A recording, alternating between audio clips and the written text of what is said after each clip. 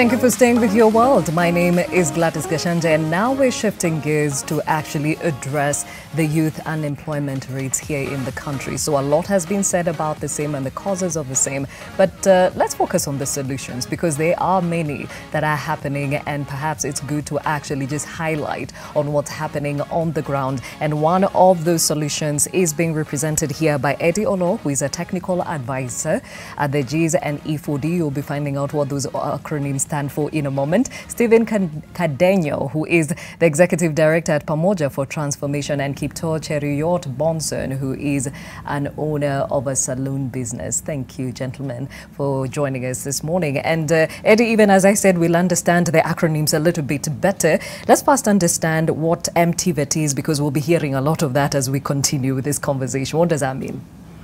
Thank you, Gladys, and thanks for having me in this meeting today. So MTVET basically refers to modularized technical, vocational and training.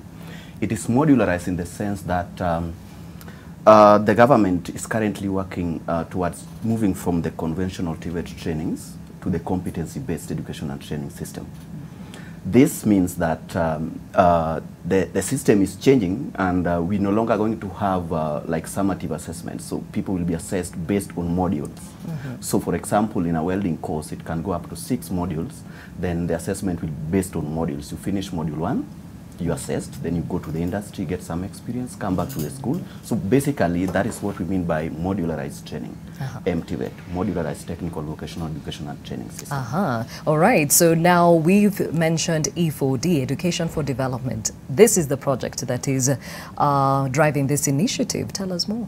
Yes, E4D is in full is Employment and Skills for Development in Africa, shortened E4D. Okay. So the program started way back in 2015. Mm-hmm. It's an employment promotion program, and the idea was that it's meant to help sort out the issues of unemployment through skilling youths, giving them the right skills, the market-driven skills that can lead them to get employment opportunities in the job market, especially working with closely with the companies. So the program has been working in Kenya for some times now, as I mentioned, 2015, and we are looking at probably working in curriculum reforms, changing from the conventional TVET trainings to the competency-based education and training, a work that we've done, and some curriculums have been developed, working closely with the private sector and the government. Mm-hmm. The program is funded by the German government mainly, but we're also getting a lot of funding from the Norwegians through NORAD. We're also getting funding from private sector companies in Kenya, like KCB Foundation. We're getting funding from KOICA. We're also getting funding from other corporate partners. DFID contributed. So it's a program that is funded by a broad spectrum of people with a common vision to support youths to get into employment. Mm-hmm. Yes. Okay, and you represent GIS. What does GIS stand for? Yes, so GIZ is an implementing arm of the German government. So we're actually implementing projects on behalf of the German government. So in Kenya, we work closely with the German Development Corporation, who in a bigger sense is representing our funders. So we work with them to implement projects on behalf of the German government. Mm-hmm. Yes. All right, so now let's really tell us more about this cooperation. You speak about Germany and Korea in the E4D project. Gladys, this is an interesting question. Huh? The cooperation between Germany and Korea started way back in the 60s. So Germany and Korea have strong economic ties. They also have intense cooperation arrangements in education, science and technology. And the whole thing is that they are looking at improving employment situation through vocational training. We all know that employment is a big challenge worldwide, and Kenya in particular, because we churn out a lot of graduates to the job market. They are not getting the job, so we need to do something. So based on this, then the German and Koreans share a common interest to support the youth, improve their employability through technical vocational education and training. So again, from the Korean perspective, they worked globally. I know they are doing a lot of work in Mongolia, for example. And this has led to changing of TVET system, systematic changes in the TVET system, and has led to improved employment situation for the youth. So based on this, and the long-standing historical experience of the Germans on vocational training, the two organizations cooperated, formed a cooperation, signed a cooperation agreement to continue supporting the youths of Kenya through vocational training to acquire the much needed skills to allow them get roles in the industry. Yeah, so the cooperation was signed a few months ago, and we are looking at basically increasing employability of the young person in Kenya through skills development, enterprise development, and matching them, bringing them from the training institutions to the job market. And now that we understand the objective of the E4D project, Stephen Cadenyo, you represent Pamoja for Transformation. So what is it that you do? Thank you so much, Gladys, also for hosting us on this particular show. Yeah, like Eddie has mentioned, the project is implemented on partnership, so we are also a partner at a different level. So we are a downstream partner. What that means is we directly implement the project within the TVET institutions. Currently, Pamoja is implementing a project within the E4D called Skills for Jobs, which is implemented in 5 vocational training centers in Kisumu counties, and this is Ahero, Mariwa, Akado, YMCA, and the NITA, the National Industrial Training Authority in Kisumu. So the same project basically builds onto the E4D at a county level, where we are aiming at training about 1,700 trainees from different trade tests. These are basically grade test 3, which are modularized, like he said, for 3 months. So there are modules that have been developed for them for 3 months on different grade test levels. And besides the technical training that they receive from the centers, Pamoja provides soft skills work readiness, so that they have a better opportunity of understanding what is expected of them in the job market. And of course, from their trainings, from their trade tests, they going to get into different job spaces. So we expose them to what the kind of diversities that are within those different workspaces. But also we take them through business, financial management, and entrepreneurship management trainings, because not all of them are likely to get to employment, but some of them would probably want to be self-employed. So that still is also employment, and so it is important to help them to understand how to manage themselves as managers of their enterprises, how to manage employees if they become employers. Yeah, so this is part of that, and we also link them. And so, like Eddie mentioned, the partnership between the government, private sector. We also post-training, we hope to link them with different industries that are in line with their different trade tests. Yeah, so that initially they can be on industrial attachment, but potentially that they could also be absorbed, as potential employees within that. Yeah. Now, you mentioned potential business owners. Kipto is one such business owner. Tell us where you're from, how you got into the project as they have described it. Thank you, Gladys, for hosting us in this show. I'm Kipto Chiriot Bonso. I do come from Kericho County, a division called Sigawek. Yeah. I started schooling in the year 2004. Then did my KCPE in 2018, then enrolled to Form 1 in a school called Kabartega in the year 2014, and then graduated my Form 4 course in the year 2018. So this is when I did TAMAC. Initially, my family is not good financially. So I learned the program sponsored by the GIZ through a friend who had benefited earlier with it, who had did hospitality. Yeah.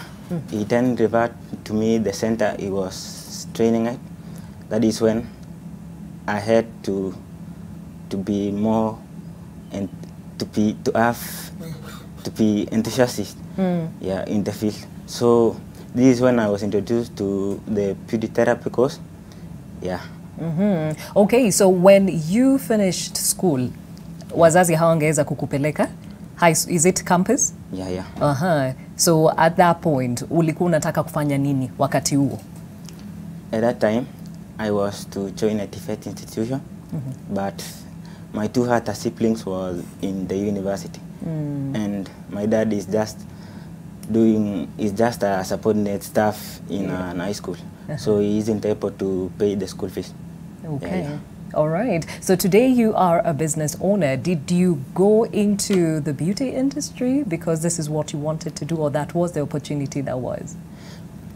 I did pursue beauty because it's been my passion since I was in primary school. Okay. Yeah. And we talk about youth and employment. How long did you hustle for before you got the opportunity? I did a mark the year 2018. Then Corona came. Then I had the course offered in November. That is when I enrolled. Okay. All right. So even listening to the recipients, it says a lot about how the importance of a vocational training translates to empowerment. So is there a specific approach that the corporation, perhaps, Edwin, is bringing to the table that complements current vocational training in his case? Thank you.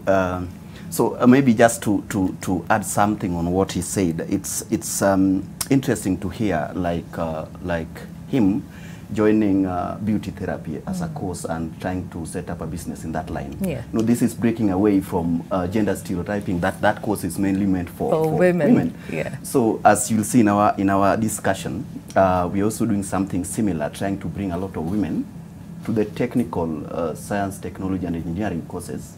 And that is one thing that we are proud of as E4D, because we are looking at employment from all spectrum. We are taking inclusivity into a serious consideration, as well as supporting the youth. So, back to your question, in terms of the approaches that we are looking at, I mentioned the integrated employment promotion approach of E4D.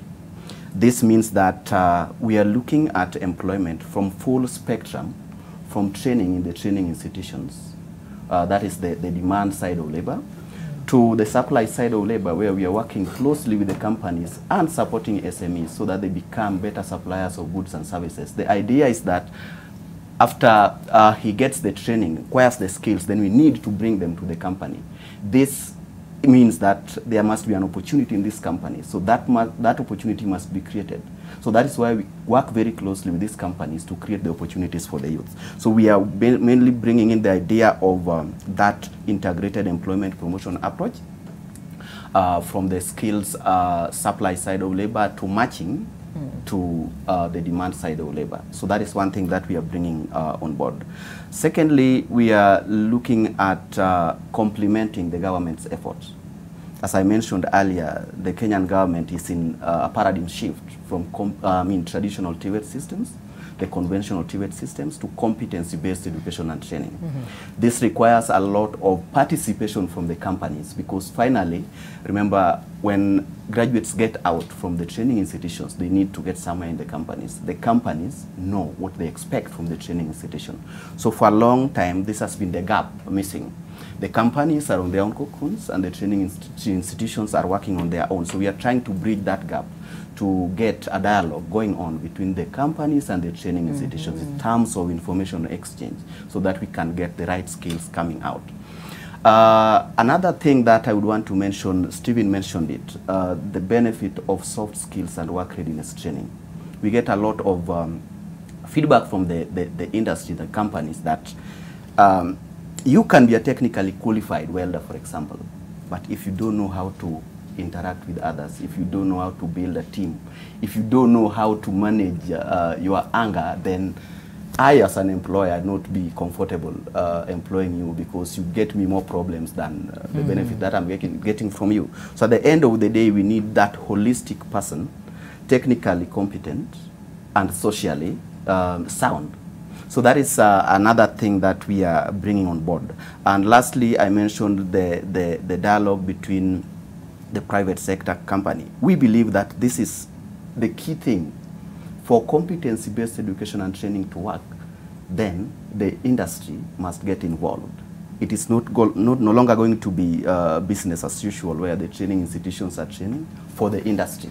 We want them to train with the industry by closely engaging the industry partners. Okay, so for us to get those who are beneficiaries on board, there has to be a sourcing mechanism. Stephen, how are you doing this to ensure that you get these candidates? Yeah, thanks. Of course, in order for us to be able to get the beneficiaries on board, we have a selection criteria, and there are multiple. Most of them include, some of them include having them to submit the applications through different media. We have the application information uploaded on our website. We also have some of these application forms and the same information within these training centers, and so any interested trainee can be able to apply from there. And the partnership also goes down to the local authorities. So we have also engaged the county governments.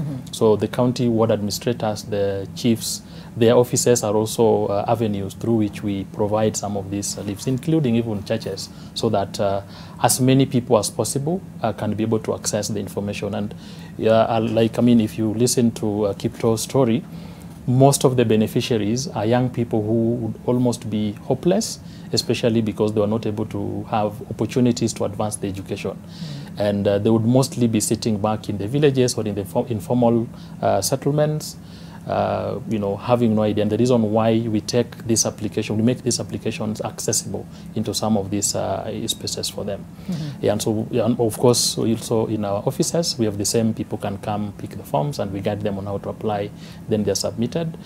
And we do that because it is important that they fulfill the National Industrial Training Authority requirements for registration and also preparation for the grade test.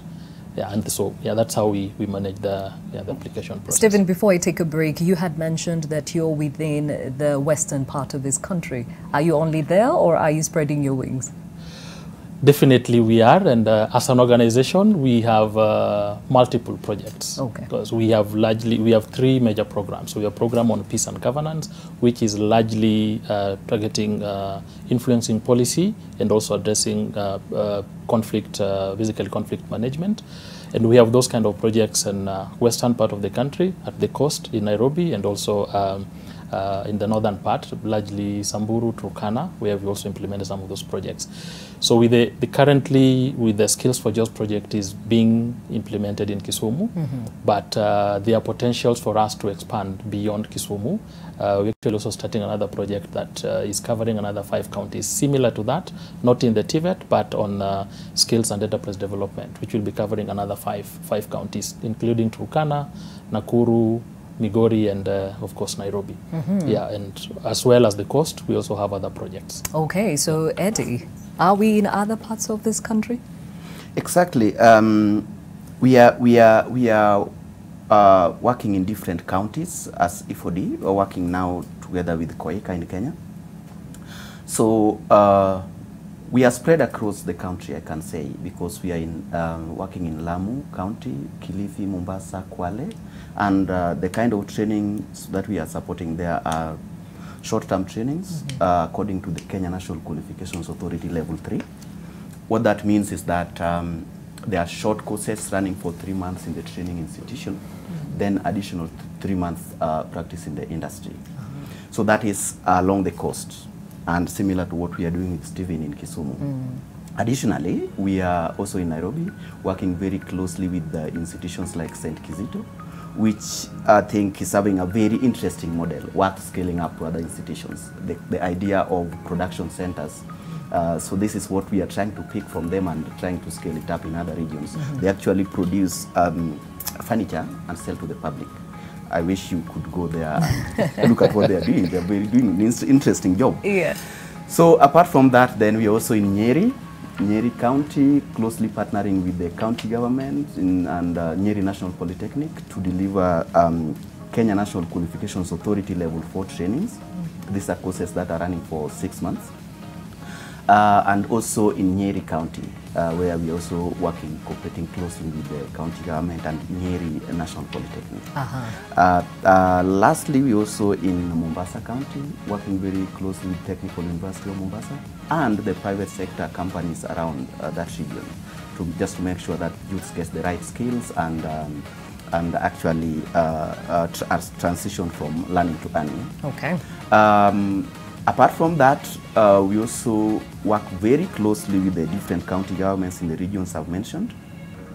We recently, through Pamoja for Transformation, we had an MOU with Kisumu County. We are looking at MOUs on how the county governments can really support vocational training through training consumables, through supporting vulnerable youths to access this kind of training. We all know that vocational training through youth polytechnics was devolved to counties. So we have to mobilize resources through them just to see that the vulnerable youths from this country actually get skills or start SMEs that can really support them, improve their livelihood opportunities. Okay, so on that note, we'll take a short break here on Your World. When we come back, Eddie, you had mentioned that you are really focusing on ensuring that you bring a lot more of the women on board. A third, actually, is the number that you're looking at, ensuring that you can actually make up for the women that are involved in this project. How can that be achieved? How is that being achieved? We'll find out in a moment. Stay with us. Thank you.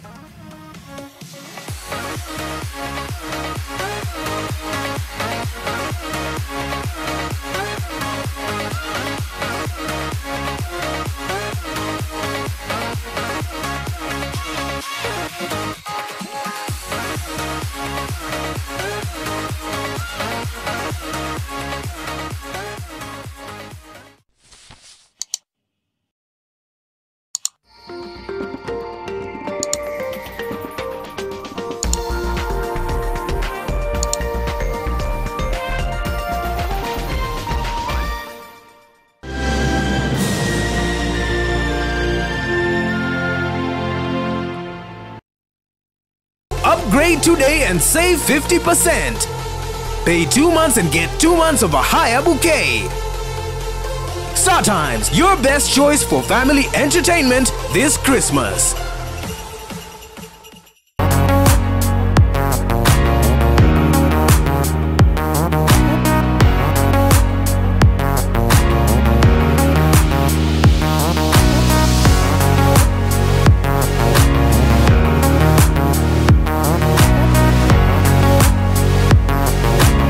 TB ina tiba.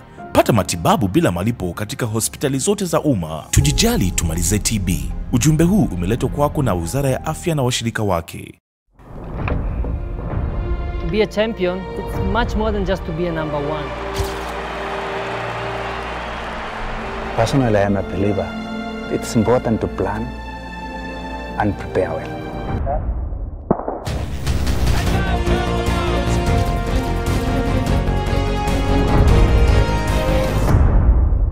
But then we didn't have the facilities. Because you can't have a sport tournament of any description without proper organization. And we'll continue to be involved as part of transforming lives.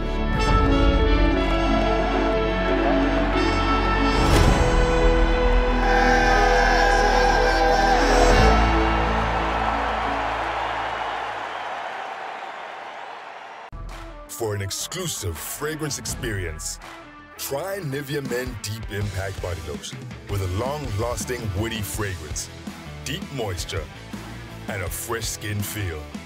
Make an impact with Nivea Men Deep Impact. Nivea Men, it starts with you.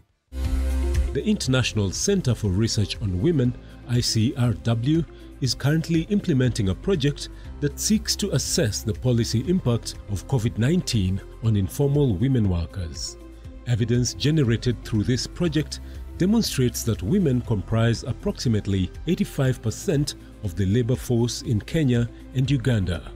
However, the COVID-19 response measures in both countries have increased vulnerability of the women in the informal sector to loss of livelihoods, gender-based violence, increased burden of domestic work, and unpaid care.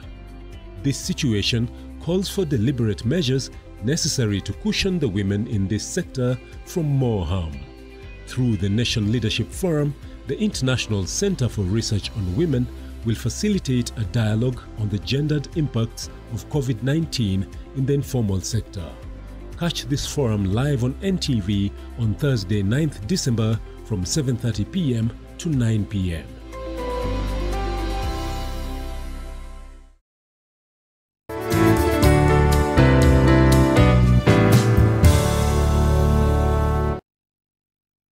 At KMC, nyama sio nyama tu. You'll get our products at KMC Nyama Haven outlets in Athi River, Land Hills Road, and soon coming to you, Mombasa. Nyama ni ya KMC, a cut above the best.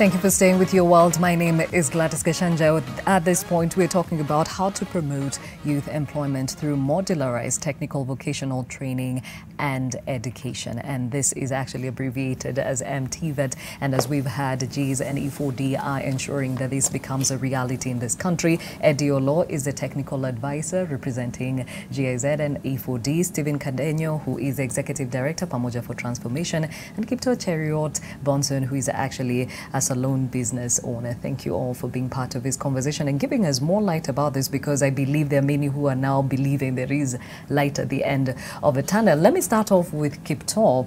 You said you trained in beauty and the business has been going on for how long now? It's nearly 6 months. 6 months. Yeah. How is the experience so far? It's thriving. Yeah. All right. And how did your skill sets, the ones you acquired, come through for you now in the real world with your own business? This happened when I did go to the industrial attachment. Yeah. Okay, so what exactly did you learn that helped you now put up your business and now it's thriving 6 months later? We were in school, we were taught of life skills for the first 8 days. We enrolled in the school, then entrepreneurship skills, then the main course now, which is pediatry and hairdressing. Yeah. Have you employed anyone so far? Yeah, I got one employee. So now you're an employer in this our country. Well done, well done. Thank you. So how is the experience running this business, considering that now you have a skill set that is actually giving you or empowering you, so to speak? Owning a business is inakupea moyo. Yeah. So being a entrepreneur, it gives me hope that someday, somewhere, I'd be in global. Yeah. All right. And you talked about your family wanting to give you more opportunities, but they were not in a position to. But today, you're the one now who's standing on your own 2 feet. What do they have to say about this opportunity? They are really happy about it. Yeah. Because I can buy some few stuffs to support the household. Yeah. Do you have any other siblings that come after you? Yeah. I got a sister who is in Form 4 as of now. Yeah. And is this looking like a possibility also, in case they don't move on to the university level? Yeah. Yeah. Okay, and it's encouraging to just hear those that are recipients of this project saying there is life beyond what they thought was unemployment for life, because that has been very perennial in this country. Let me understand from Stephen, when you meet such young, brilliant minds and allow them to give them the opportunity to get these skill sets, what has the feedback been? Actually, the feedback we get from the trainees is very fulfilling, and some of them also very touching, because a big number of them are people who had become hopeless in terms of advancing their careers. And also for some, there's also a very negative, there's a stereotype towards the TVET, even in the job market. Most of them are not recognized as qualified people. And it's a problem that we even have with the county. You know, constitutionally, there is a 30% of tenders that is supposed to be going to the young people. But the counties will tell you these young people are not qualified. Somebody could be a very good mechanic, a very good carpenter, but they ask them, can you show me a document? They do not have that. So this is what the project is providing, because we have another set of the trainees who are already out there in the job market. They are working, doing business informally, but they have nothing to show for their qualification. We, of course, academically, papers matter. Yes. It doesn't matter so much how well you can do it, much as you can demonstrate. So we call it reskilling. So we're inviting them back to get into these training centers for a period of 3 months, get trained, then they get certified, and then of course they get now prepared more on how to interact better, because some of them are already in the job market. So most of them, especially those that are like Kipto, who've been able to set up their own businesses, employ many more people, are a great motivation, because they tell a different story with their lives, including having graduated from the vocational training center. Some that are deep in the rural areas do not even have access to electricity, but because of their commitment, dedication, they still emerge as victors, and like you put it, they are now employers. And so contributing to our GDP in their small way. Yeah, so they give us that kind of feedback, and interaction with them gives us a lot of encouragement and motivation to keep doing the same. It's even much bigger when you find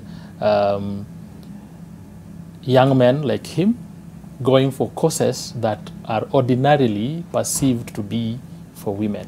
And the same is the case for the ladies. And most of them are taking up the challenge. You know, this is something that we can learn by observation, by doing. And so it is not a reserve for only men. And a good number of them are doing very well. We had a story from Kisumu, YMCA, where there's a lady who has actually now set up her garage here in Nairobi, having trained as a mechanic from that particular institution. And she has become one of the industry players who is now providing even attachment for her alumni, and linking them with other garages that she's already linked to. Yeah, so those kind of stories also help to change perceptions of our society about different gender and about different courses or qualifications that add a lot of value into our economy. Yeah. Now, Eddie, you really are looking at ensuring that you amp that number in as far as women are concerned. Why exactly women? Thank you, Gladys. Maybe I'll start it from what Stephen and Boston has mentioned. See, as a country, we have this big elephant in the room, unemployment. And for us to move away from this, then initiatives like what it's doing already needs to be supported. To grow the cake bigger, he's already employing one person. That is very positive. So if we can find a way of supporting him to make his company grow through additional training, getting supports in terms of financing, from Youth Enterprise Development Fund and such kind of organizations, then he will be able to grow, create more employment opportunities for the youth. And that is why E4D is really supporting such kind of interventions. We know that for startups like him, it's very difficult for them to move from the stage where they are to where we can say that they're now bankable. They can get loans from commercial banks. So opportunities like youth employment, Youth Enterprise Fund can become handy for him, so that your business can be upscaled a little bit.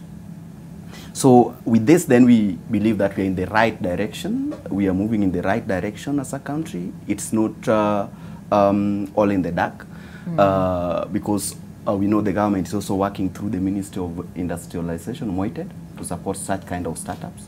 So we will continue working with them and linking them to such kind of opportunities for financing. Back to your question on how we work with women. I mentioned that we are getting funding from different partners, and from the German Development Corporation perspective and COICA, we have a very strong gender mainstreaming policy. So this means that in all our interventions, we must get at least 30% women getting into all the interventions, be it enterprise development, be it vocational education and training. So it is in our heart. One of the challenges that we've gotten is actually the stereotyping that Stephen talked about.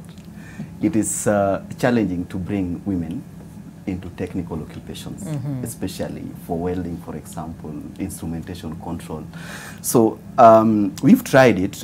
We are, as E4D, we are in the right track. And from the past data that we have, we are almost 35% women into this kind of interventions. How do we do it?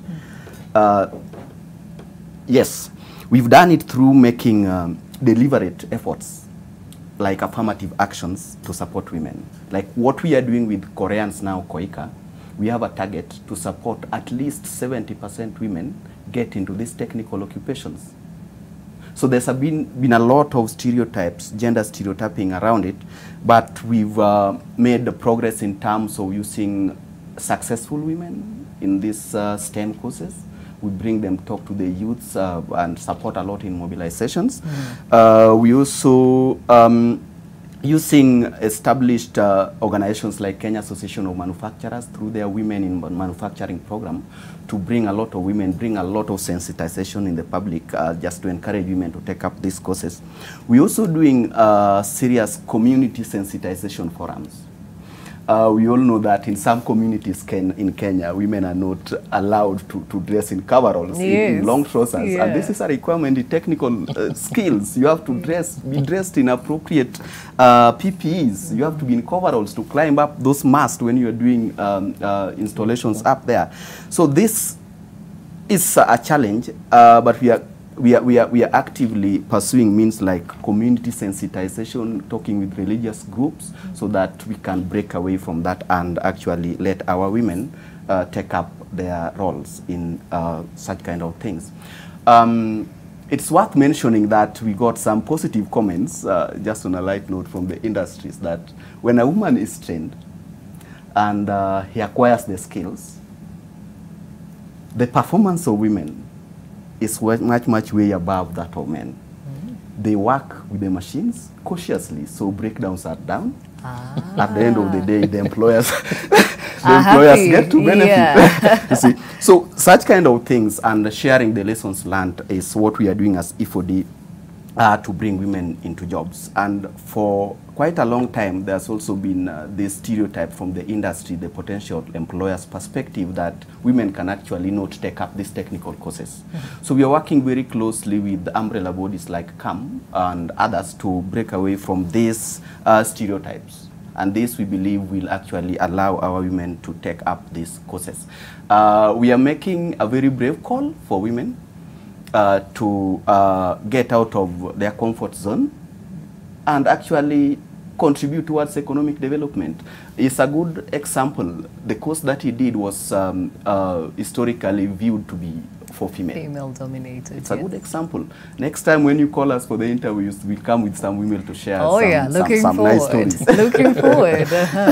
All yes, right. Thank you. So gentlemen, even as we understand this and bring this conversation to a close, I'd like to also understand it from an employer's point of view. Stephen, definitely connecting now the trainees to their potential employers is where now the challenge is. How have you been able to do this, and what is the impact of ensuring that you have this exact match of the trainee and the employer? Yeah, I think thanks for that question, which is very relevant, because it's also one area where there's still a bit of struggle. A struggle because the industries are sometimes a bit skeptical of the kind of quality they will receive. So what we've done currently is, in the same spirit of partnership that we have with JZ and other partners like Koika, like Eddie has mentioned, we are co-designing some of these projects, so that at the beginning, where we conceive our project, we engage some of the potential industries, because some of these vocational centers have existed before our projects. So some of them are connected to some industries that they already where certain students already got placements. So we invite them also to give us feedback on what their experiences are, just like what Eddie has mentioned. That gives us together with the training centers, the opportunity to know which areas to improve on so that we also satisfy the job market. When that happens, then we also get more references from some of these industries, and that basically widens our network of the industry players. The other way is, like we said, we use different mediums for advertising for our courses. In Kisumu, for example, we use even the local radio stations. Radio Namlolwe, Ramogi. We have some of the trainees like him sit in some of those morning or evening radio shows talking about their experiences, what they did. And that also adds up as part of that awareness raising, that the industries also get interested. We have an experience with one of the training centers in Kisumu where Naivas went and took up a whole class of the catering, a whole catering class. And they are now part of the catering team at Naivas, the one just towards Ogingodinga Street, you know. And that was because there was a function, and then this class of students were the caterers. And then the manager from Naivas said, immediately after the function, went straight to the center manager and said, I need to have a conversation with you. We are setting up something, and I think we need this number. And based on my experience with the meals and you know, the setup and the service, when is this class, you know, completing their course? A whole class of about 15 were taken, and they're now fully employed. We are told last month one of them left and has now set up her own bakery. So, you know, from training experience at Naivas, now a bakery, and potentially we'll also be able to employ. So, you know, when people listen to that Naivas story, definitely they would also want to go to such a center to be able to get that quality of students. And of course, we also have referrals, you know, from other organizations that we work with, who would also tell us we have this kind of company or organization that can also take some of the trainees that you have. All right, so let's hear from Kipto even as we close. Your fortunes clearly have changed. You're a business owner, you are employing somebody. What would you like to encourage others, perhaps, who find themselves stomaching for a while like you did, and yet there is now this opportunity that can change their fortunes? To a youth there who is going to pursue beautypreneurship, I tell him or her that finance is not the only stumbling block, but that is the turning point. You have to be consistent. Yeah. Okay, and beyond consistency, because of course you have to keep your business afloat, what have you learned about that too? Managing. Yeah. What about it? Managing is a bit tricky, but I have gone through it. Yeah. And you have the right skill sets to ensure you keep it thriving. Yeah. Okay. All right. So Edwin, bring us to a close. We're talking about the importance of upskilling our youth. And definitely it goes beyond just what Kipto has done. There are many others out there who are hungry for these kind of opportunities. What can we look forward to from this E4D project? Thank you, Gladys. Just to answer your question, I would want to mention something on the fact that vocational training for a long time it has been the role of government. But I want to mention here that it is such a big complex thing that it cannot be left to the government alone. So up to now, a lot of development cooperation partners have contributed towards the vocational training. We make this call to the private sector companies. The government can't provide all the training institutions with equipment to do this training. So we, as much as possible, would want to invite the private companies, contribute, partner with these institutions, because at the end of the day, it is you, the private companies, who need the skills from the training institutions. It helps in two ways. As you may have realized, so many companies are setting their in-house trainings. This is costly for the companies because they have to hire staff to conduct those trainings. It's costly in the sense of buying equipment. Why then can't we partner with the TVET institutions? They can come bring the trainees to your institution to get that hands-on skills that later on can lead them to getting jobs in your institution. Then secondly, it also takes a lot of time to retrain somebody, because from the private sector perspective, there's that skills mismatch. So what is coming from the training institutions is really not what they want. So they take further additional time and resources retraining these new employees. So if we could join hands with the training institutions to support them so that we can get this right from the source, then we will try to avoid those challenges from the private sector perspective. So in terms of your question on what we expect as E4D, we are still going to work in Kenya with our development cooperation partners, the training institutions, the government, just to make sure that the youths are actually brought to jobs. Their employability is improved and actually they can get the jobs from the companies or start their SMEs like he has done. So we are still here until I think the second phase is, of E4D is running until 2023, but we are going to extend it for additional phase. And we are looking at training additionally. From where we started up to now, we have 40,000 people trained. And out of the 40,000 people, 13,000 of them have been brought into decent jobs. We are expecting to train additional about 28,000 until 2023. And out of this, we also expect additional decent jobs, like 16,000 of them. We will continue working closely with the government. As I mentioned, we are supporting, complementing the government initiatives in competency-based education and training. Currently, there is, through Kenya National Qualifications Authority, they developed a recognition of prior learning tool. This means that those who are in the market, if you go to Gikomba right now, you'll find them making very nice stuff, but they don't have qualifications. Taking that person to school again to retrain him for additional 1 year is a challenge. Yeah. So through this recognition of prior learning, this kind of beneficiaries, people can actually get certification through the government laid down procedures. So I think as E4D, we are here to stay. We are very much grateful to our partners because they really help us achieve and helping the Kenyan youth get jobs. And for this, I strongly mention the partnership we have with COICA as I finish. They are the strongest, one of the strongest partners we have now in vocational skills training, and we wish and hope that this will continue and support the youths in the future. Thank you. All right, Eddie Olo, Technical Advisor, GIZ, and E4D, Stephen Cadeno, Executive Director, Pamoja for Transformation, and Kipto Cheriot Bonson, who is a saloon business owner. Thank you all for joining us today. And of course, I'm sure a lot of the youth have walked away with credible and important information in how they can actually change their fortune. So all the best, Kipto. Thank you. We appreciate you and we cheer you on. Well, that's it for us here on Your World. My name is Gladys Gashanja. Tomorrow, I'll be back here and we'll be talking about something that is perhaps top of mind during this season. We're talking about money and the holidays.